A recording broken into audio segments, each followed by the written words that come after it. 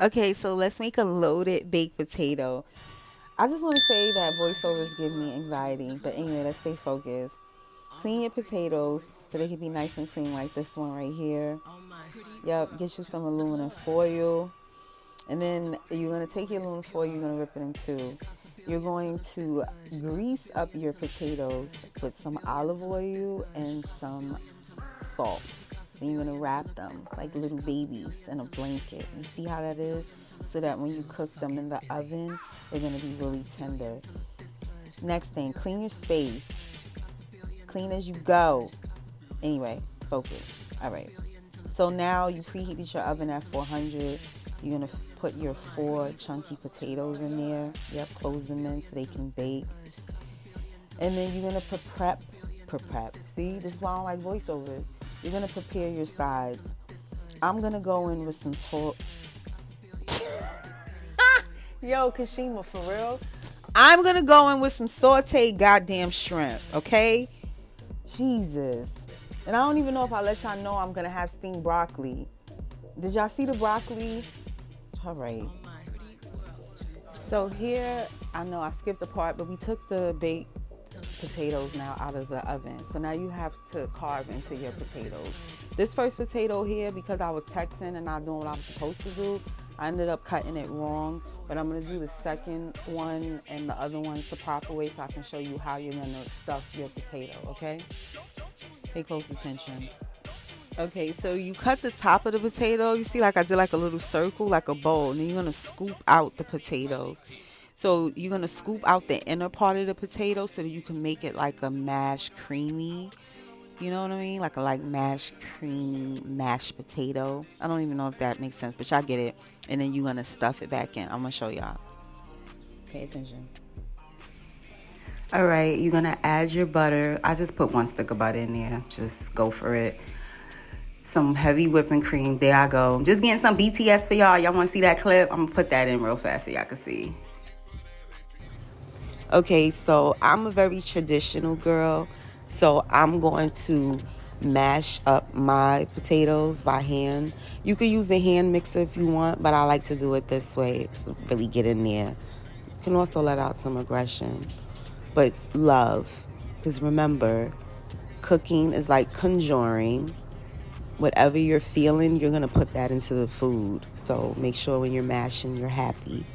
But yeah, season up your filling, because this is what that is at this point, because we're going to fill our baked shells back up, our little potatoes.